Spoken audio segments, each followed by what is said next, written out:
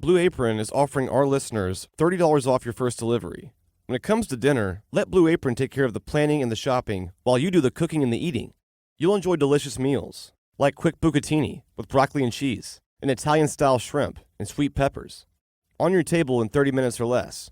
With incredible ingredients and chef-design recipes, Blue Apron lets you see what the power of food can do. So check out this week's menu and get $30 off at blueapron.com/Atlanta. Again, that's blueapron.com/Atlanta. Blue Apron, a better way to cook.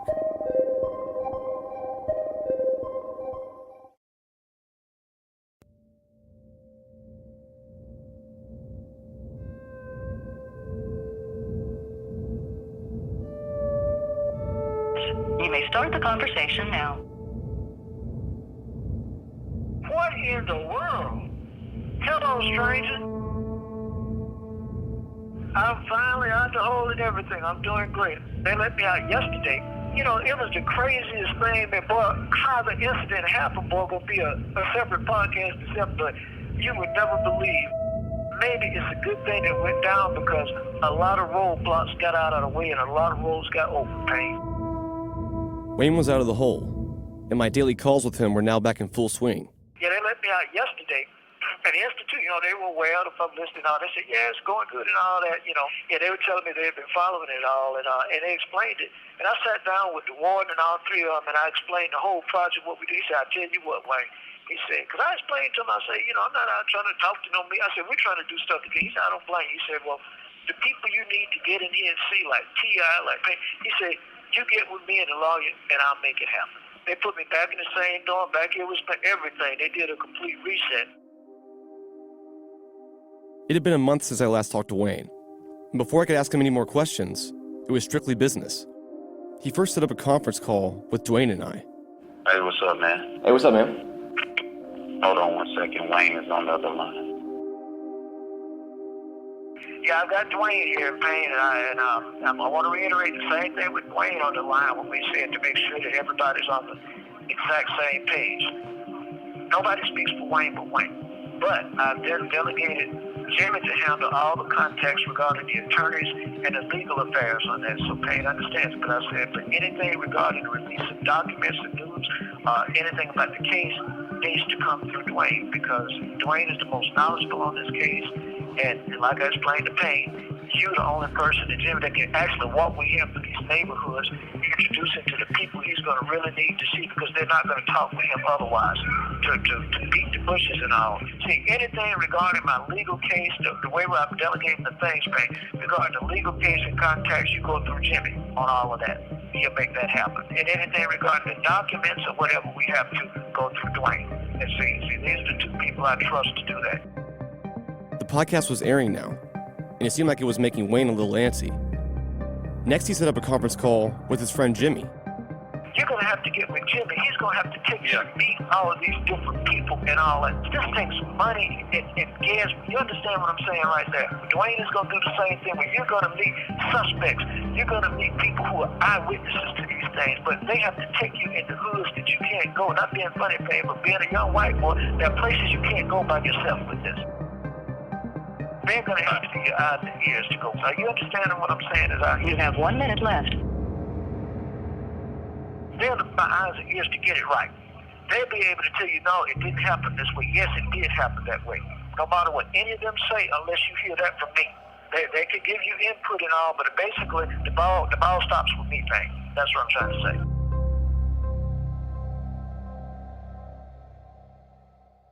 Wayne would have never been convicted if he was smarter. But the reason Wayne was convicted was because of what he did on the stand when he went off the way he went off in court. Now, part of that was it was Mary Welcome, his attorney's fault. The first 2 days that Wayne was testifying, he was cool. They was asking him questions about being gay and all of this different stuff. And he was saying, look, man, I don't know nothing about that stuff. I didn't do this. I wasn't there. And he was cool, calm, and collected. The defense attorney told him to fight back on the stand, and that's what ended up really getting Wayne getting the guilty verdict because people was like, oh, he is a Dr. Jekyll, Mr. Hyde type person. And what made her come to me and do that was a news story Channel 5 ran. He said Wayne Williams appears too cool and calm. They were responding to a darn news story. God almighty. She told me, Wayne, you need to be more forceful. You're looking too calm and cool. And Mary threatened to quit if I didn't do that. In Atlanta, another body was discovered today, the 23rd. At Police Task Force headquarters, there are 27 faces on the wall, 26 murdered, 1 missing. We do not know the person or persons that are responsible, therefore we do not have the motive.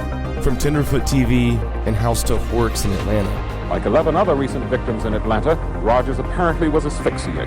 Atlanta is unlikely to catch the killer unless he keeps on killing.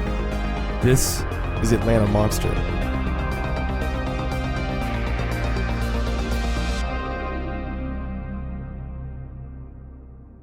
The first thing I asked Wayne was about the trial, when he lost his cool on the witness stand. You're going to find out all of what happened behind the scenes on this. Wayne doesn't agree with this, but this is my theory behind that. I really think that she was a plant. Dwayne's convinced that Wayne's attorney, Mary Welcome, was some sort of plant, but he had no evidence to back that theory. Even Wayne himself disagreed. I was the one that chose Mary. They didn't choose her, you know what I'm saying? That was a spurred amendment, you know, because I had known her before. And to be honest with you, I liked her as a person. I was drunk over her. That's why I picked her. I just clear blue sky. Yes, she was fine. But that's what things they do. But they didn't bring her to my attention, Dwayne. Yes, she was fine. She was fine. She was fine, and she was fine. I'm going to call back one more time. Okay. Apparently, Wayne was pretty fond of Mary Welcome. I asked him about the blow-up on the witness stand. This was, I think, my second day on the witness stand, and that was an article in the paper and in one of the TV stations that said that I was being too cool and calm on the witness stand. And so my attorney saw that, and they were saying that we need to do something. They were afraid that we would lose the jury. I was coming off being too calm and collected, whatever the heck that means. And so finally they said, Wayne, we need you to be more forceful and project yourself. And I said, how do I do this? I mean, how do you try to present yourself in such a way? Because I don't think most people realize there isn't a storybook, that isn't a guide to how you respond on a witness stand. I don't care what people tell you about what type of preparations you go through. And I just responded, you know, and I was so upset that I could sense that was a tragic mistake for me, because people thought I exploded. And I was well under control. I wasn't upset at the district attorney, so to say. I was upset at my lawyers for putting me in such a tragic situation. So that's what my frustration was over. So do you think that played a big role in your conviction? No doubt. We talked to a lot of the jury members afterwards, and believe it or not, you could actually see the look on their face. I could sense it. You know, it was like they were like, oh my God, you know. And the DA had, I literally played myself out of stupidity into the DA's hands, and it was the turning point in the trial. We found out later on. You know, in talking to Wayne and looking at the evidence of this case, the entire case was built on fiber evidence. There were no fingerprints. I mean, there were allegations that some of Wayne's victims were at his house or in his car.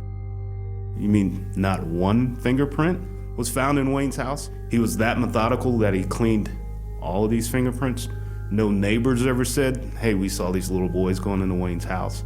Prison, right? If Wayne was not on that bridge, the case would have been solved a different way, or it would still be unsolved. Take that bridge out of the equation, and what do you have? Vincent Hill reiterated several episodes back the overall importance of the bridge. Fiber evidence aside, if you take the bridge out of the equation, you don't have Wayne to begin with. Let's listen back to Wayne's version of the bridge incident from one of my first calls with him. I was doing some pictures. I was dead tired, and on the 21st, the afternoon of the 21st, that was the first time I ever talked to her about 3:30, 4 o'clock, briefly, and that's when she said, you know, I want to audition. I said, well, before you audition, we need to do an interview. He tried to persuade the jury he really was out near a bridge that night looking for a Cheryl Johnson, who still remains a mystery to this trial. The state implied he fabricated the story, but Williams didn't budge from it, claiming the woman simply gave him a wrong number and wrong address. And I was suspicious because the information she gave me being from Memphis, Tennessee, I said, oh, well, you should know some people I know in Memphis. And I called some names and she didn't know them, and that kind of raised a red flag. She said, well, why don't you come by the apartment where I'm staying with a friend? I think she said about 7:15 because I got to be at work at 8 o'clock, and that's when she gave me the address. And I said, you sure about this address? She said, yeah. And I said, okay, well, I'll see you tomorrow morning. So, as a matter of fact, if you look at my statements, I even tell the police, I said the only reason I went out to check the address was because I felt it was a fake address that she gave. That's why I went out to check it in the first place. I'm not even sure that's her name. That was just the name that she gave. We were doing public auditions. A lot of people gave fake names and fake addresses. So I think all the hoopla over Cheryl Johnson is meaningless. You know, she was obviously a prank call. The prosecution claimed that Wayne Williams had fabricated the entire story of Cheryl Johnson, saying she was fake. And now, years later, Wayne agrees. He was receiving hundreds of calls for music auditions, and every so often he'd get a prank call, this being one of them. But regardless whether or not Cheryl Johnson was a prank call, Wayne still claims that she called him. Well, at least somebody did. Over the course of a few weeks, I kept asking him about it, trying to pinpoint an exact timeline for everything. And according to Wayne, it starts like this. She originally did not call me. This was the key point. She called my mother and left a note, and my mother left a note, and this was on the 20th, if I believe now. Okay. According to Wayne, Cheryl Johnson originally did not call him. She called the number on Wayne's flyer, which at the time was his house phone. He wasn't there, so his mother answered. This happened the day before the bridge incident. Anytime somebody called about an audition, I wasn't there or called her to do it. She would just write a post-it note, for that. That's all. I talked to her the next day. My mom was the one who wrote the calling slip. My mom wrote that.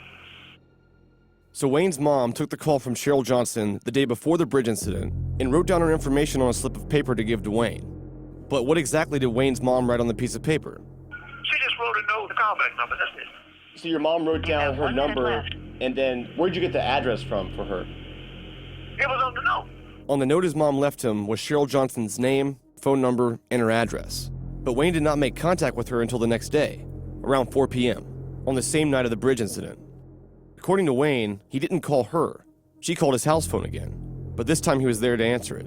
And the next day, she called back about 4 o'clock. That's when I answered, and I figured something was wrong with this woman because her information didn't add up. It didn't add up.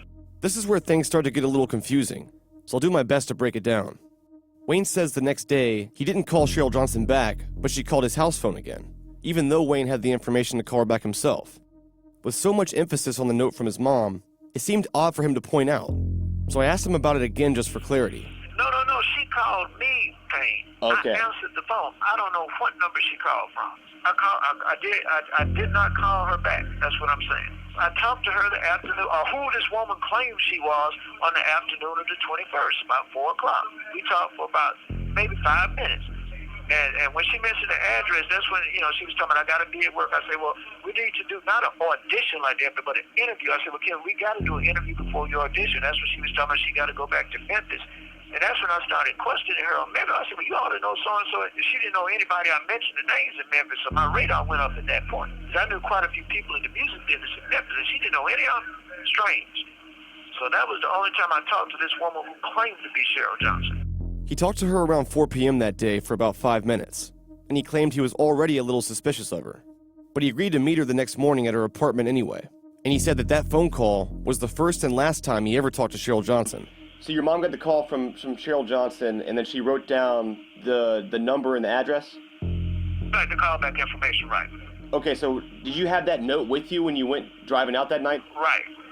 That's the note, right. Okay, so did you take the note with you? Let me explain. Yeah, I put it on my clipboard. I had about 8 notes on that. See, in other words, Payne, we did if it hangs up, I'll call you back, okay? I mean, if it cuts off, I'll call you back. After confirming his appointment with Cheryl Johnson the next morning, Wayne left his house later that night to go find her address, because he was still convinced she was a fake caller. When he left his house, he brought with him the slip of paper his mother wrote down her phone number and address on. So the night of the bridge incident, what time did you leave your house that night? I left about 6:30 to pick up Willie Hunter. His first stop that night was not to go find Cheryl Johnson's address. He left around 6:30 p.m. to go to a recording studio called Hotlanta Records to drop off a bill for photo shoot services. We went straight to College Park to meet Melvin Ware, Jackie Dino, and the people at Hotlanta Records, College Park down there by the airport, to deliver the bill for the photo services I had done. And we stayed there until about about an hour. And I left there about 7:45, and I had to rush. I never will forget it was a Thursday, because I had to rush back home to get the car to my dad, because he had a Kiwanis Club meeting that night. He was late getting to the beat because I had to drop Willie off first. When I got back, it was about 8, maybe a little after 8. I took Willie Hunter home first and took the car to my dad. So after you left the Hotlanta Records, where'd you go after that? I went home. It's now around 8 p.m., and he's back at his house. You got home at 8, and then when did you leave the house again? About 1 that morning. Wayne says that he didn't leave the house again until 1 a.m. that night. In the FBI case files, Wayne recounts his version of what happened that night, from that point forward. This is how it reads verbatim from the FBI documents. When asked to recount his activities on the night of May 21st, 1981, Williams stated that he had stopped at the San Souci Lounge on West Peachtree to see Wilbur Jordan. Williams was attempting to pick up a tape recorder, which he had loaned him. Williams recalled that he had talked to a female, who he stated was in her 40s, and who was taking admission. The individual informed Williams that Jordan had been in, but was not around at the time. Williams left a message with her regarding the tape recorder, and then drove to Smyrna, Georgia, in an attempt to find Cheryl Johnson's address. I asked Wayne about this. When I went out, my intention was to go to the club about 1:30 that morning, but to get the recorder, my intention was, I said, well, before I go to the club, let me check on this address first, and that's when I made the trip up to Cobb County, and all of this started transpiring. But according to FBI documents, Wayne made a stop first at a club called San Souci Lounge. Hey, I've got statements I need to send you where I never made statements to anybody. I was going to the club. That was my intention, to get the recorder. I didn't go to the club until the night of the 22nd. Wayne said he left his house with the intention of going to the club, but before he made it there, he decided to go check on Cheryl Johnson's address first. Contrary to the FBI reports, Wayne says he did not go to the club the night of the bridge incident, but instead, he went the following night, the night of May 22nd. This whole thing was confusing, so a few days later I asked him about it again. What I did when I went out there that night, I went to the San Souci first. Understand what I'm saying? Yep. After I left home, I went to the San Souci first. All right, I asked for Wilbur Jordan. I keep forgetting his name because he's dead now. And that was when she said he's busy. I said, well, I'll be back later. I left there and I went back on I-20. I was gonna go home, but I said, no, let me check this address. So I went I-20 to I-285 and went up there to find the address. So this would have been about, I'm guessing about 2 o'clock, something like that. Wayne's version of the story had changed. Now he's saying he did go to the club that night, the same night he was pulled over on the bridge. So which one was it? I heard different accounts too, right out of Wayne's mouth. But one thing that's really important, being a liar doesn't make you a killer. People lie all the time doesn't make you a killer. Wayne certainly told me 2 completely different stories about the San Souci Club. So a few days later, I asked him about it again. I'm confused about when you went to the club.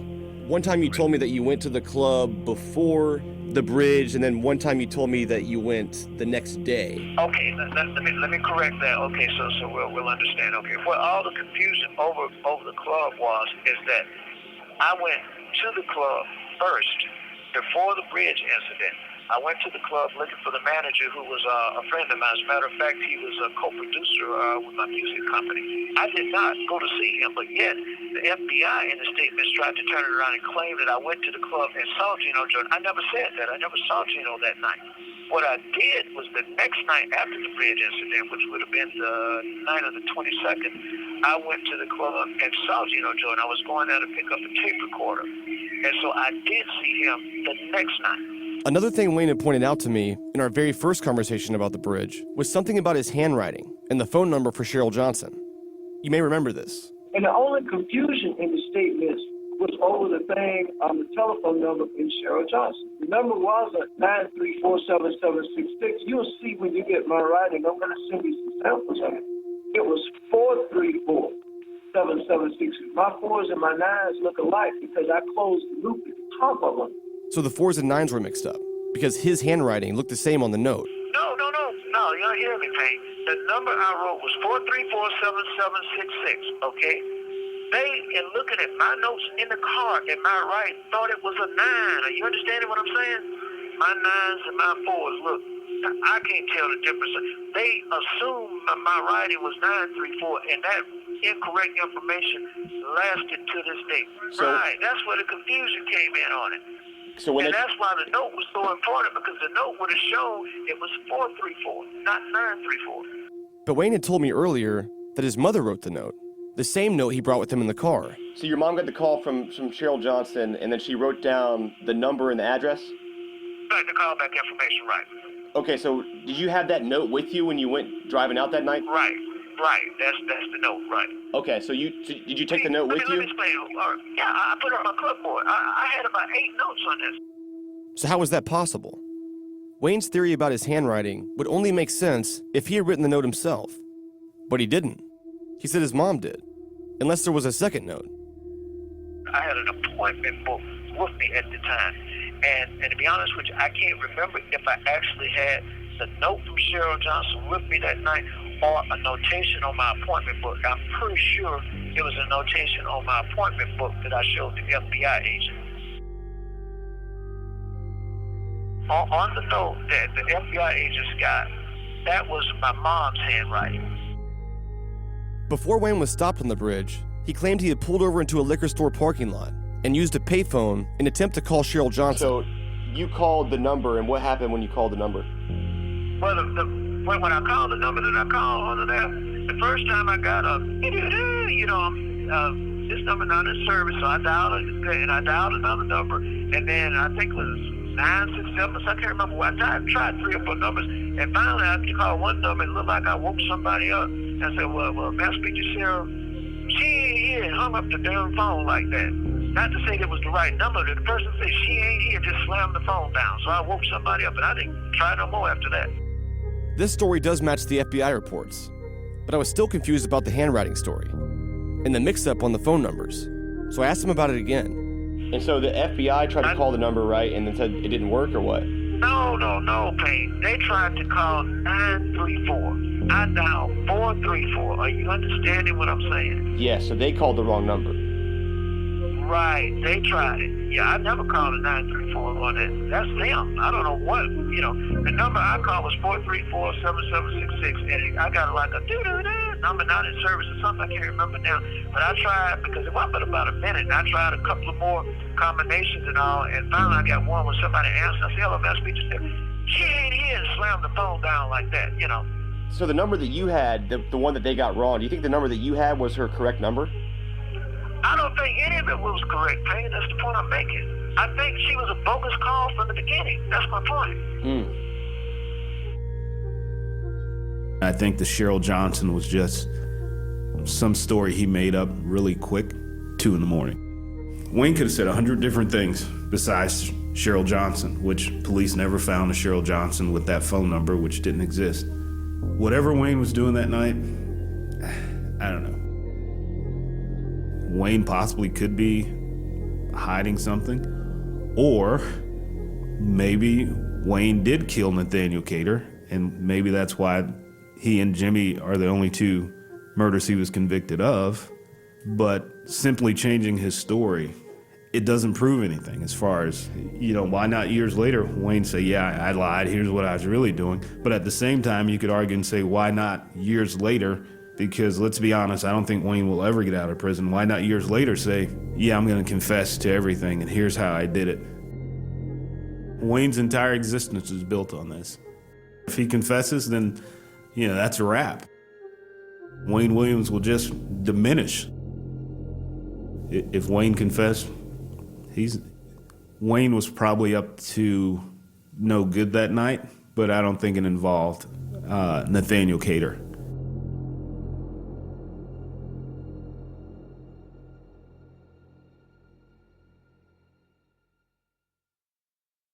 We'll be right back after the break. Do you find yourself wearing the same outfits over and over again? Or maybe your clothes are old and worn out, and you're like me and you find shopping annoying. The cool thing is, there's a new way to expand the size of your closet without actually buying new clothes. And the answer is Latote. Latote are the style and fit experts. They have a great selection of workwear, weekend wear, and everything in between. With Latote, you can rent up to $300 worth of clothing from designer brands for one low monthly fee. My sister has been using Latote for a while now, and she loves it. Besides always having new designer clothes, you're also saving money, and Latote has made the whole process seamless. So give it a shot. Go to latote.com. That's LETOTE.com. And get started for as low as $59 a month. And enter the promo code ATLANTA at checkout and get 50% off your first month. Once you sign up, you'll receive your completely customized tote within days. Then just wear what you want and return everything else in the mail when you're done. So again, that's latote.com. Promo code ATLANTA. And always have something new to wear with fashion delivered right to your door with Latote. I don't know that there was that defining moment during that trial. There was one for me as an observer that came at the very end, and I still think it is some of the strongest evidence that was presented in the trial. And I would tell you that 99.9% of your audience has never heard of it. The blood. 2 of the last 4 victims were stabbed at the end of the string of murders, John Porter and William Barrett. There were 2 blood stains found in the station wagon. They typed them. Neither one of them were Wayne's blood, but they both matched the 2 victims that had been stabbed, Porter and Barrett. The link was suggested by showing the jury this ripped-up car seat. It came from the 1970s station wagon driven by Wayne Williams. An expert from the Georgia Crime Lab told the jury that she had found 4 areas of dried blood on the seat. 2 types were analyzed, type A and type B. Prosecutors then had witnesses testify about blood samples taken from the bodies of John Porter and William Barrett, 2 victims found with stab wounds. Porter had type B, Barrett type A, the same as the samples found in the suspect's car. The jury also heard the dried blood in the car could not be from Williams since he was type O, the state obviously suggesting that the bodies of Barrett and Porter were at one time on that seat. Of course, the defense wanted the jury to realize the connection is a shaky one, since Williams' parents and the owners of the car, an uncle and aunt, and thousands of other people may have had those blood types and driven in the car. But if you could get to the blood, I think, if I recall, it was within 6 weeks. You can break it down even further. You get into an enzyme factor. They were able to do that. Both of those 2 victims had been stabbed within the last 6 weeks. Both of the 2 blood stains in the backseat of Wayne Williams' car were fresh enough to be able to break them down into the enzyme factor. Both matched Barrett and Porter. Prosecutors continued to close in with a connection. The jury, listening carefully and taking notes, heard that both Porter and Barrett had an enzyme type 1, a further breakdown of their blood samples. The panel then heard that both stains in the car were enzyme type 1. One of them, according to the testimony in the trial, that particular blood type and enzyme factor was found in only 7%. I can't remember if it was 7% of the males or 7% of African-American males, but it was 7%.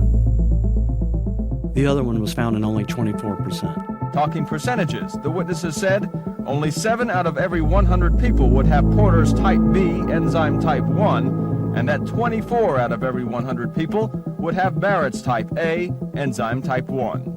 2 victims stabbed, 2 bloodstains in his car, and they both match. It was physical evidence.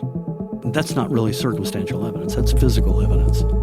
It's not a fingerprint, it's not a murder on a videotape, but it was very strong evidence, I thought, at the end of that trial.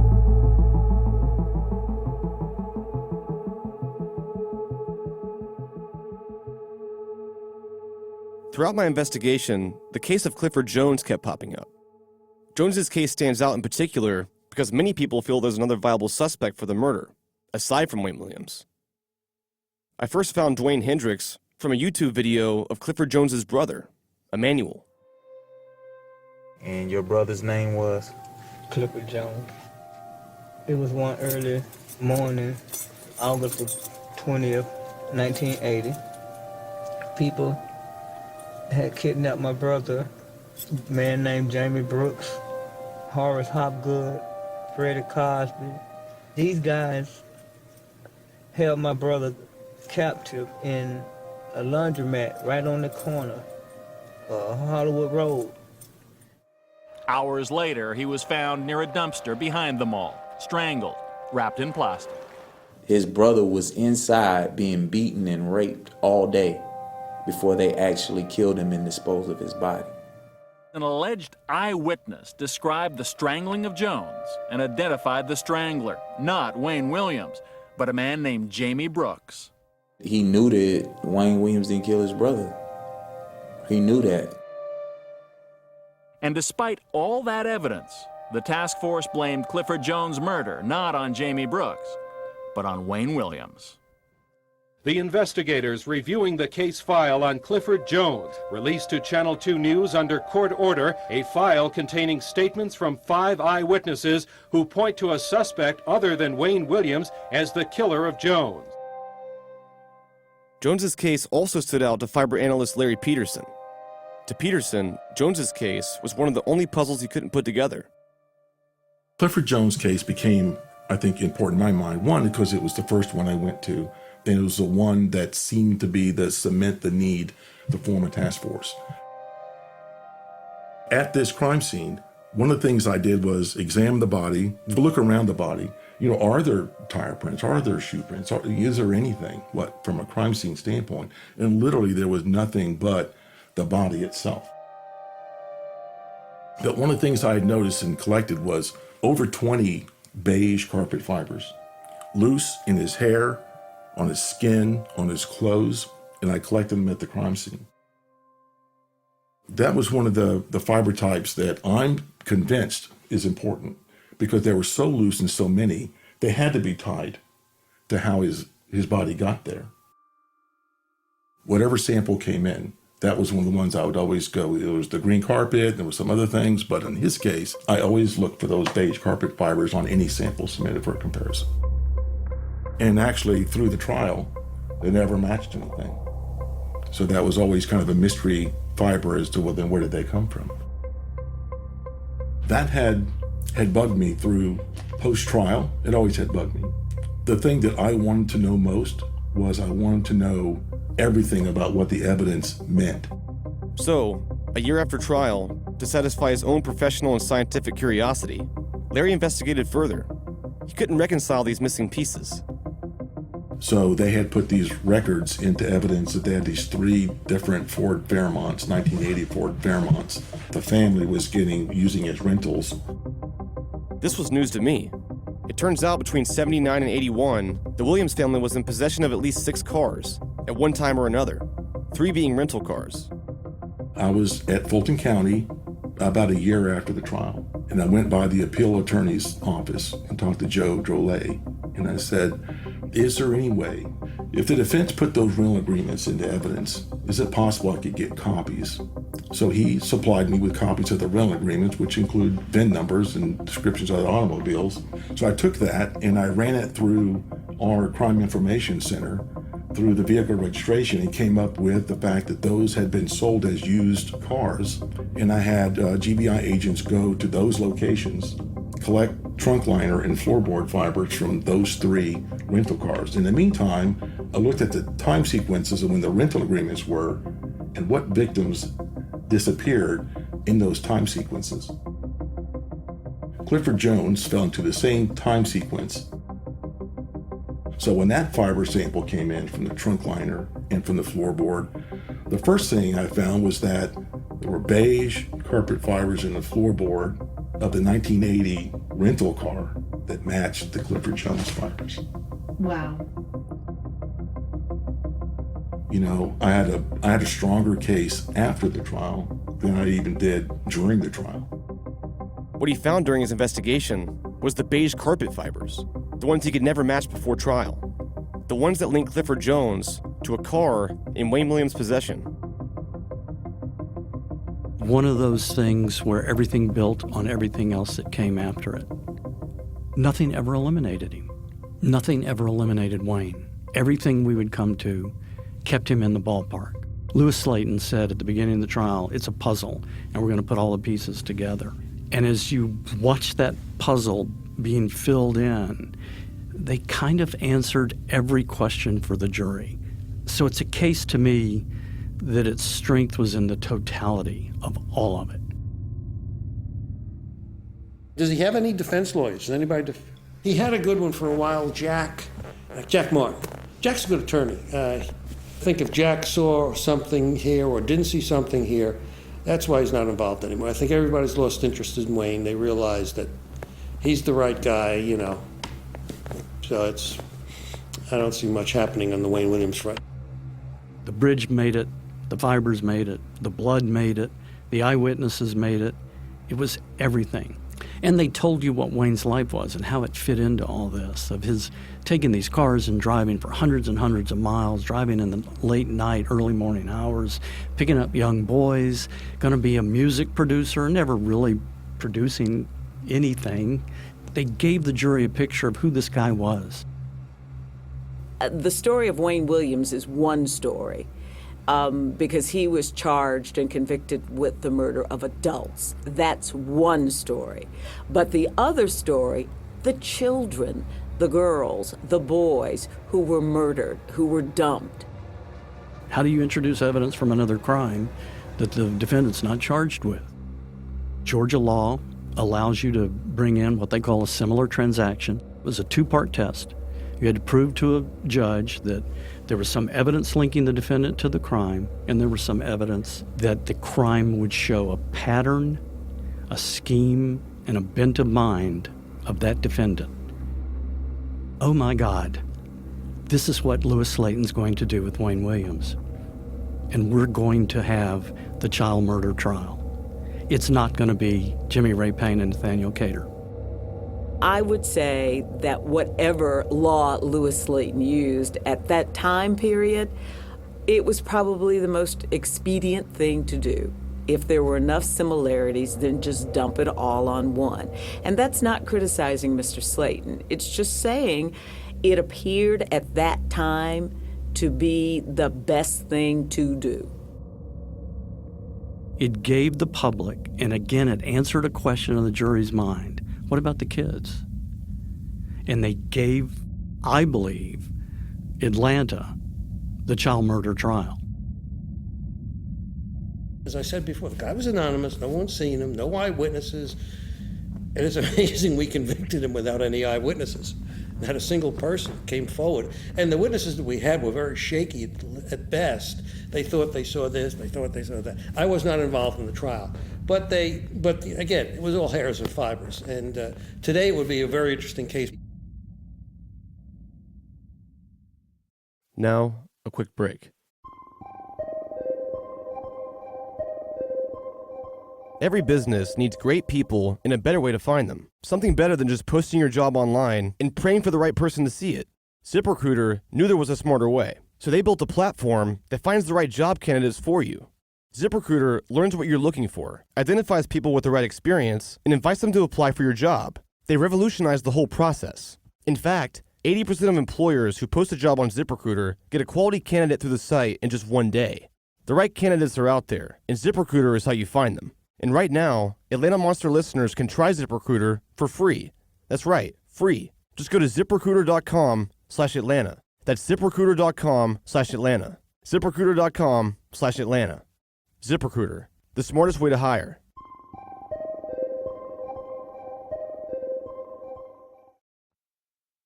Wayne Williams told reporters at a press conference in June that he didn't know any of the victims on the task force list. You know none of them? Any of the victims at all, adults or otherwise? No, I didn't. No associates, no family? None. The state has witnesses that will place the victims with Williams. The next-door neighbor of the Williams did say he saw Wayne the day the suspect was supposed to be with victim Larry Rogers. Two relatives of the victim said Wayne Williams was seen with Barrett several months before his death. More damaging testimony today from other witnesses who claim to have seen Cater alive on May 21st. One woman placed the suspect with Terry Pugh, but in April of last year, 5 months after Pugh's body was found. Margaret Carter, a woman who lives in northwest Atlanta, told the jury that she saw Williams with victim Nathaniel Cater in this Verbena Street Park a week before Cater's body was found in the Chattahoochee River. And the witness also said alongside the two men was a German Shepherd.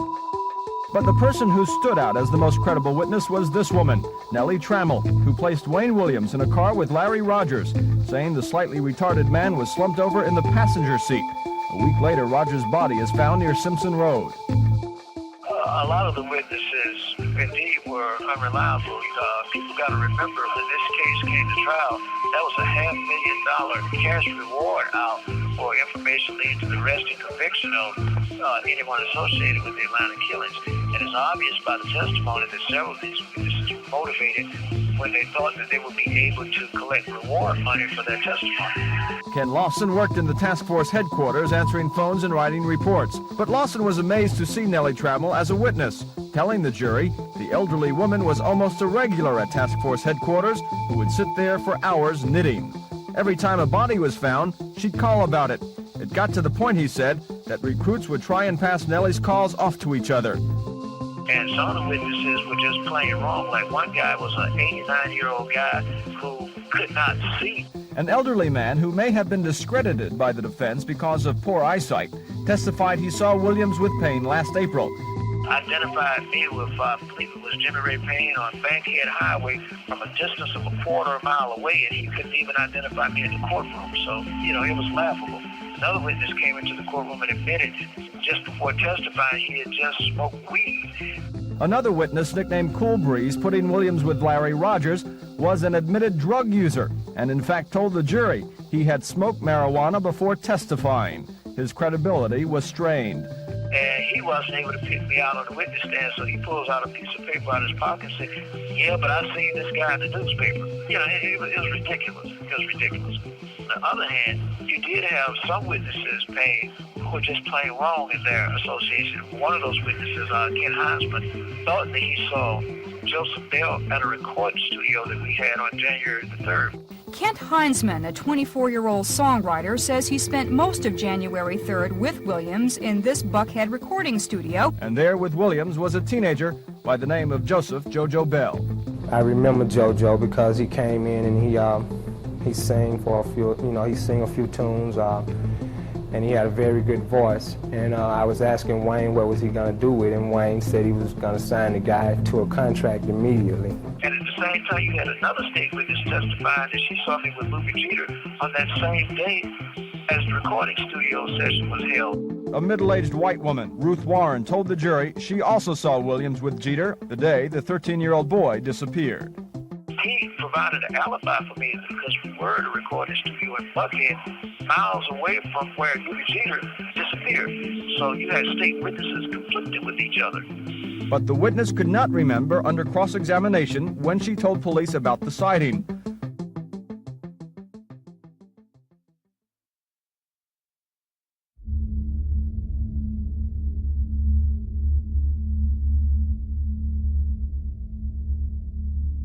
If this story can help y'all out or whatever y'all podcast about, that's cool, man. But this shit 100 what I'm telling y'all. Recently, a man named Tony came to the office and told me a story he's only ever told his family. I ain't making up none of this, man. This shit for real, and I ain't trying to get no nigga in trouble who shouldn't be talked about or put no lies on nobody. It's true facts. Me and my cousin, we was going to the Atlanta Zoo, so we had rode the bikes over there.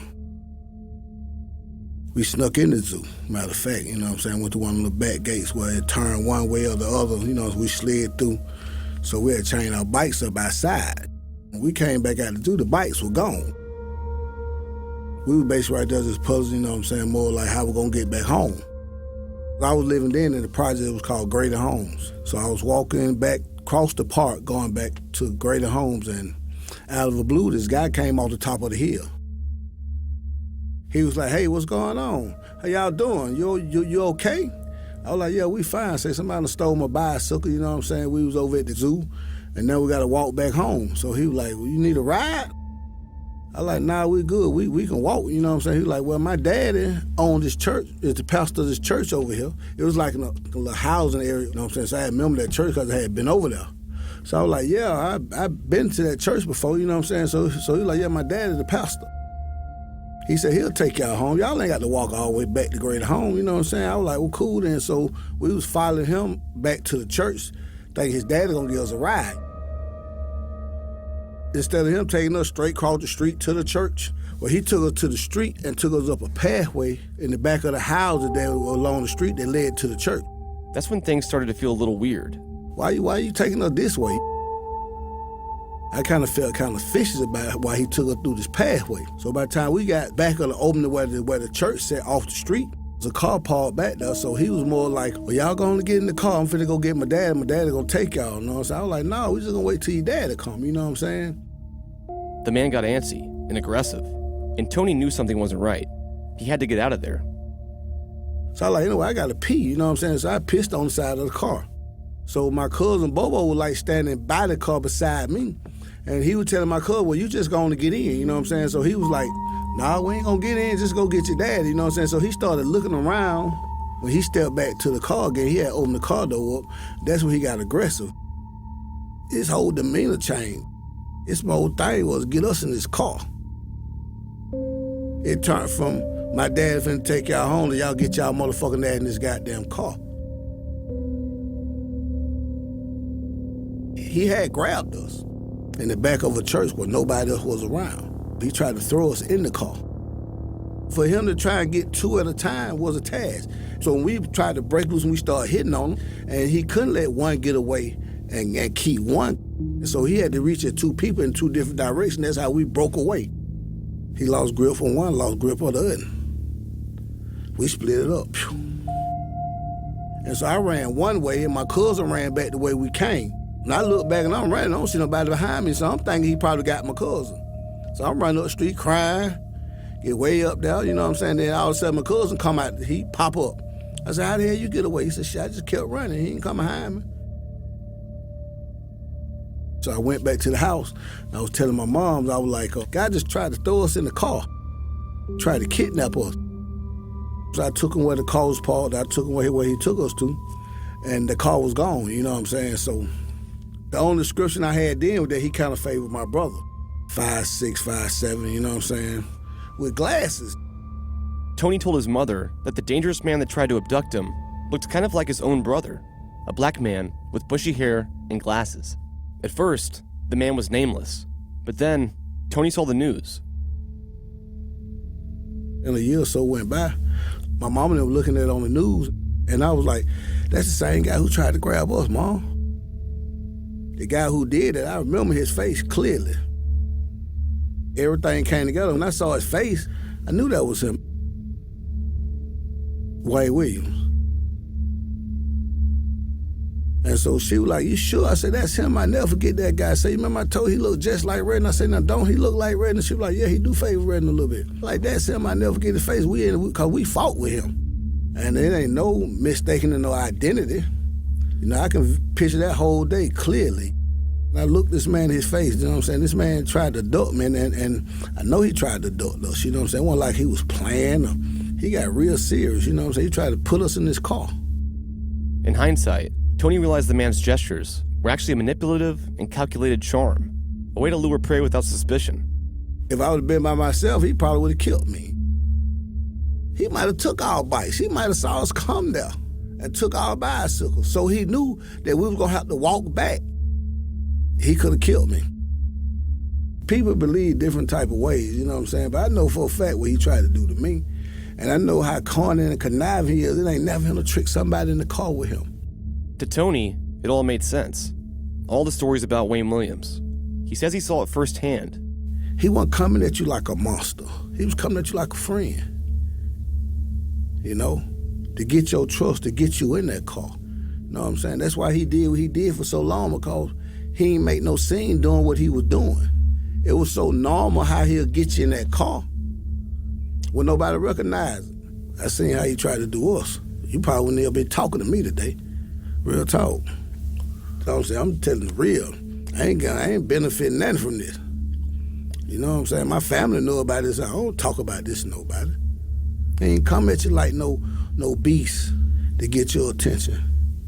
He ain't pull up and hit you in the head with a baseball bat and throw you in the trunk. That ain't how he work.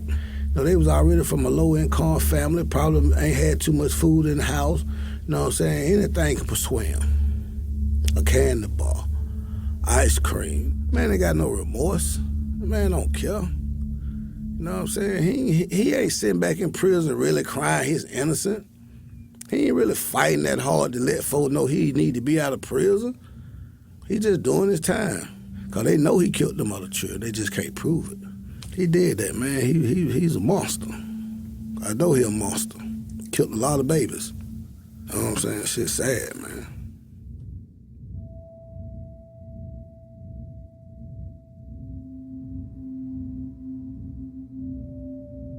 I thought it was only fair to share this story with Wayne, to see what he said about it. Tony made a lot of bold claims, but very convincingly. I asked Wayne for his take.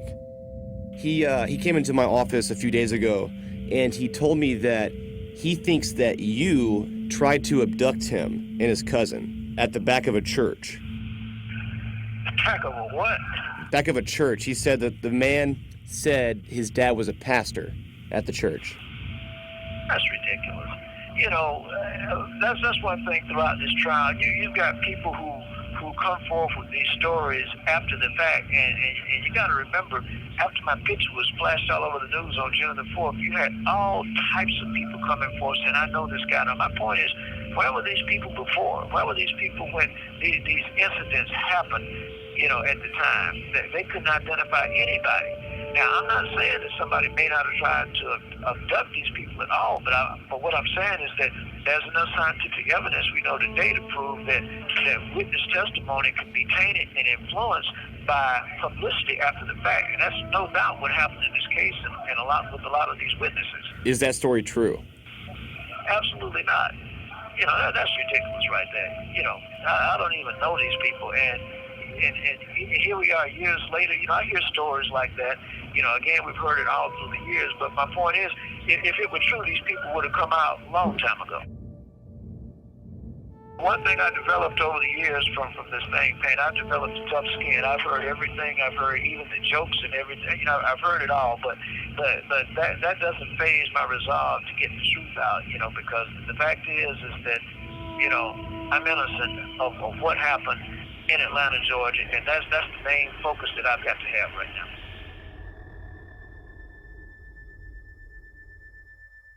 But Tony's story wasn't the only one I was told. There was one more. Don't be his lawyer, you know what I'm saying? Don't be his savior, don't be his God, you know what I'm saying? Because I know what I've seen with my own eyes. At this time, I was staying on one side of town, the Bankhead side of town, and we had moved from Grant Park, and my aunt still stayed there. So one Sunday, I went over there to play with my cousin. I'm at Grant Park. We was at Grant Park playing. Then when I left, instead of me waiting on the bus at Atlanta Avenue, I went up by Atlanta Fulton County Stadium, and I was sitting in the bus stop waiting on the bus. And then a big blue Chevrolet pulled up, stopped in the middle of the street, and he let the window down. He was like, hey, can you tell me how to get to Martin Luther King? He said, well, where you stay at? I said, well, I stay on Bankhead, but you know what I'm saying? I'm finna get ready to go. He said, I'll give you a ride. I said, no, I don't need no ride. I sat back down in the booth, you know what I'm saying? So I heard some car tires like, so I get back up and look, he whooped the car around in the middle of the street. You know what I'm saying? But this on a Sunday in front of Fulton County Stadium, wasn't no game, so buses run slow, ain't hardly nobody, you know, moving. So I'm like, ain't no more car coming by. So he whooped back up by the bus stop and ran up on the sidewalk, you know what I'm saying? So I jump up, and I was looking at the sketch. I was looking at the sketch in the back of my mind, like, the same dude be on TV, like, you know what I mean? So I stood up and looked. And at first I did jump back, like, is this for real? I'm looking at him, and he stepped out with one leg and the little afro stick up in there. He looked me dead in the face with the glasses on. I'm like, oh, bro, really got to be kidding, because they already saying they looking for you know what I'm saying? And you still like playing. And I had told him I didn't need no ride, and I had told him what Martin Luther King was. And if you from Atlanta, he didn't really have to turn around right there. He could have went down to the red light, made a right, and went to Martin Luther King. When he pulled the car around, he pulled up on the sidewalk like he was trying to kidnap me. I can't be the judge of what Wayne did, but only thing I can say, if somebody say, he didn't kill all them children, that's why I be standing here saying today, wait, pump your brakes. Everybody in the project knew they were poor, so you know, we didn't even fight each other like they do now. Gangs, young gangs. No, we didn't fight each other. Like, you from the project, you poor like me. Ain't got no reason to fight.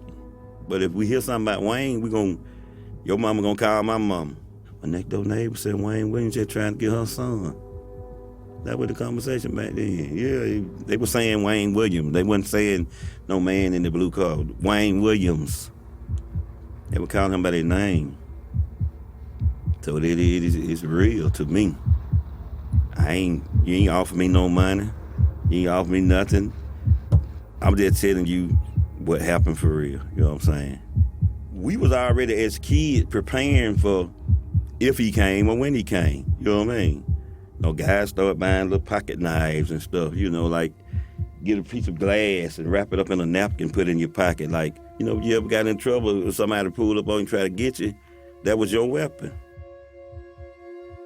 I mean, listen, I'm not trying to debate with nobody, never, about what I seen or what happened to me. So, you know what I'm saying? I don't need nobody to run up on me 20 years later saying, well, you said Wayne, but I know what I seen. I don't have to keep on trying to rehash it like I'm trying to convince nobody. You know what I'm saying? I know Wayne. I done seen Wayne since then. Shook Wayne's hand just to get in front of him and be like, bro, you done seen me before.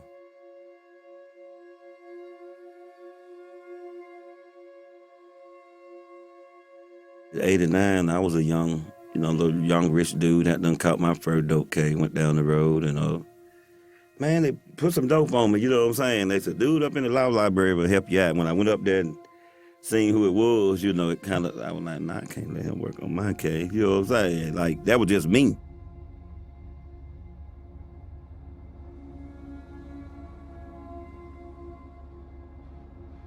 Wayne was working in what they call the law library. Now, Wayne in there, he done kind of tricked the folks saying, like, I'm smart, let me work in the law library. So when you go in the law library, you got a dope case, Wayne making friends with the dope boys because he need really protection. You know what I'm saying? Like, if I get in good with some of y'all, I can get the rest of these folks on my back because everybody got kin people in him. He is like the poor people's lawyer by him working in there with the books, and every time you see him, he reading the book.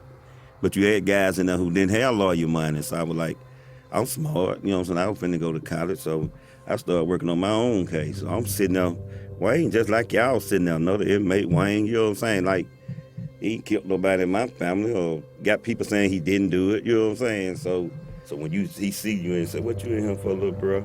You know what I'm saying? Now, you might not know he Wayne Williams, though. You be like, man, they planted some dope on me. You know what I'm saying? That's how you grow when they planted some dope on me. That wasn't even my dope. That was right up his alley. Oh, now I can work on his case and build my friendship up, and I can get people to stop saying I'm a killer. So what Wayne would do is look over your case for you, you know what I mean, and be like, yeah, we're going to file this hypocrite right here and get your case overturned. You're going to go home. So Wayne was in there helping people. When you in now, Wayne is your friend. Because guess who is your enemy? The system. Everybody in there was like, when I see him, I'm going to kill him. Let's see if you got 31 children missing. You got 34 kinfolks in there, cousins and nephews and brothers. When I see him, I'm just going to choke him, you know what I'm saying? But they couldn't get to him like that. Like when you go to the law library, you sign a piece of paper and they handcuff you and take you up there and they open the door and throw you in there and you like, shit, Wayne might kill me up in the library. He might be done made a shank and put it in the law library book. So if he got a raise in the book, he could juke you with, you know what I'm saying? If he's a killer, what man want to face a serial killer, nut to nut? One day, dude come in there, and I want to say he was from Capitol Home. I remember we having a little small conversation. He was like, I'm going to get him, you know what I'm saying? I'm going to get him. I guess the little kid, Toba Jeter or somebody from Capitol Home had got missing. Some kind of way he turned the corner in the library and you ain't hear nothing but pow-yow, you know what I'm saying?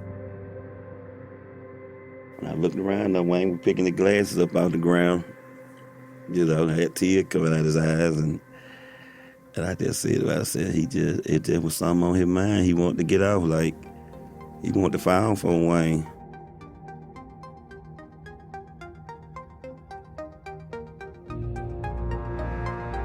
We didn't ask for this life.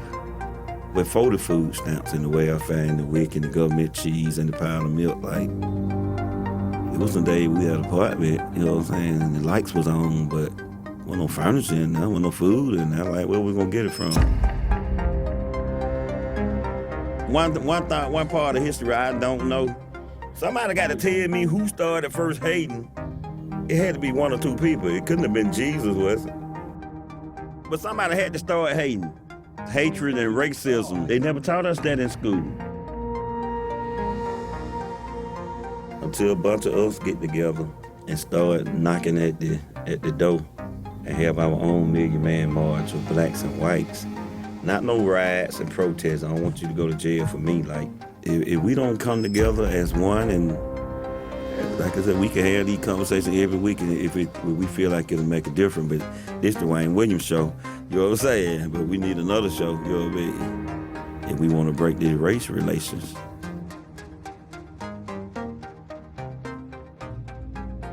If there's one thing I've learned throughout my work on Atlanta Monster, it's that no matter how you slice it, this story is bigger than an investigation, bigger than a trial, and bigger than Wayne Williams. This case evokes deep emotions, even in people that weren't directly affected by the killings. And from what I've seen, it's inextricably tied to a feeling of social struggle. No matter who committed these crimes, the people of Atlanta, particularly the black community, didn't feel safe or sufficiently supported. Through sensationalized media and heightened pressure, the children that were murdered almost seemed to become a secondary narrative to the story of Wayne Williams. But it's most important to remember how this all started, with Edward Hope Smith on July 21st, 1979.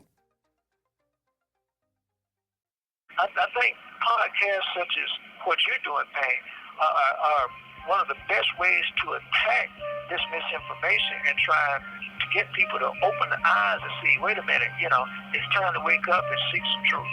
You tried to tell a very difficult story, and you've done as best a job as you could telling that. So I guess that speaks for itself. Because after all, Payne, you tackled probably one case that very few of us understand, and I commend you for trying.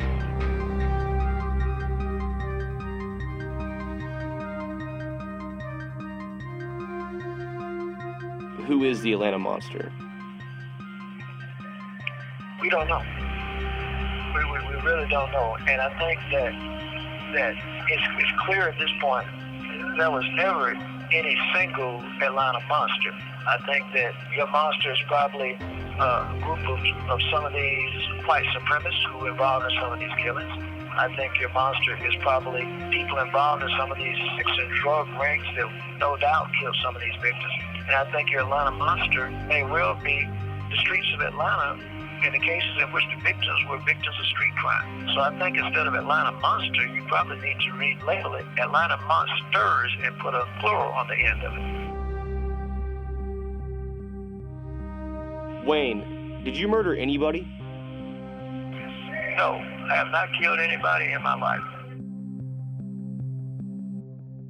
And that's a question people ask all the time, and it's a question that I welcome people to ask, because let me tell you something. I can look people in the eye because my soul is at rest with God. I sleep very good at night because we've all done things in our life that are wrong and we're not proud of. There are probably a million things that I've done in my life that I could have been arrested for, but killing somebody isn't one of them. And I think anybody who really knows me and knows my character knows that this is a situation that was trumped up against me. So I sleep good at night. It's this murder mystery that never ends. As you know, there are just so many questions. We're fascinated by crime stories. This is never going to go away unless someone is arrested and found guilty of killing one or two of these children, and then somebody else is arrested and found guilty of killing a child. No, it's never going to go away. And even then it won't go away, because there will still be people who say, I don't believe he did it. This is a story that will last longer than the two of us. There is this growing sense that if we don't figure this out now, maybe we never will. Is this going to go into some Jack the Ripper style vault of perpetually unsolved mysteries? I don't think it's opening up an old wound, because I think the wound is healed, because many people say Wayne Williams is in jail and that's it. But I think what it's doing is informing a new generation, because there are a lot of people who've never heard of this case. because they weren't born when it happened. And so now it serves two purposes: the historical perspective. Two, it also opens up new minds to investigate the case. And then three, it reminds young people you can't run footloose and fancy-free all over the city and think someone's not going to grab you. Although we'll never know why those particular children were taken. They were poor, they were black, they were in a poor part of town, alone. And right now, they're still alone.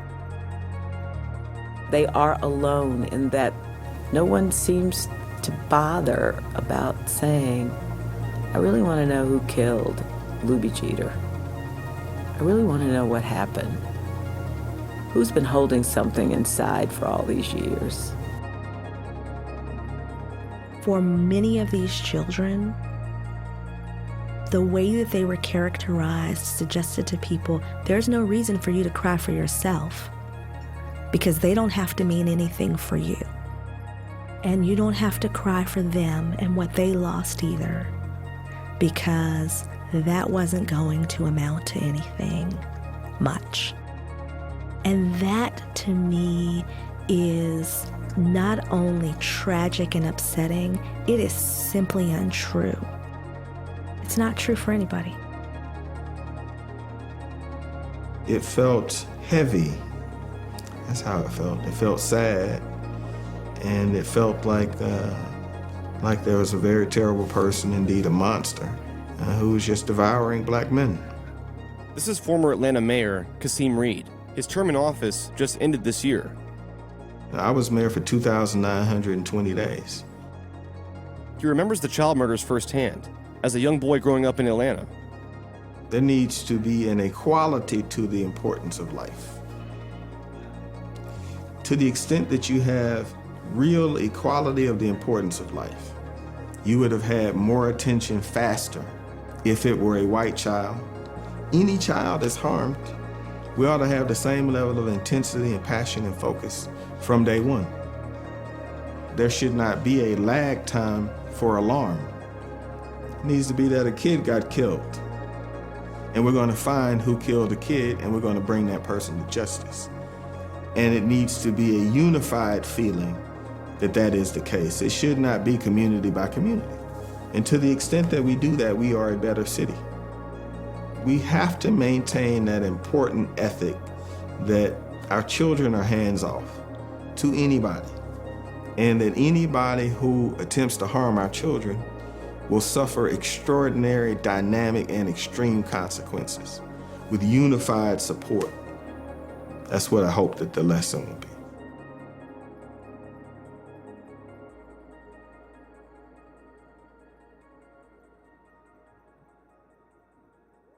Thanks for listening to Atlanta Monster. If you've enjoyed it, I encourage you to check out our first podcast, Up and Vanished, a true crime investigation into the disappearance of Georgia high school teacher and beauty queen, Tara Grinstead. Up and Vanished is available now on Apple Podcasts. Atlanta Monster is a joint production between How Stuff Works and Tenderfoot TV. Original music is by Makeup and Vanity Set. Audio archives, courtesy of WSB News, Film, and Videotape Collection. Brown Media Archives, University of Georgia Libraries. For the latest updates, please visit atlantamonster.com or follow us on social media. If you have any questions for me or the team, please call us at 1-833-285-6667. That's 1-833-285-6667.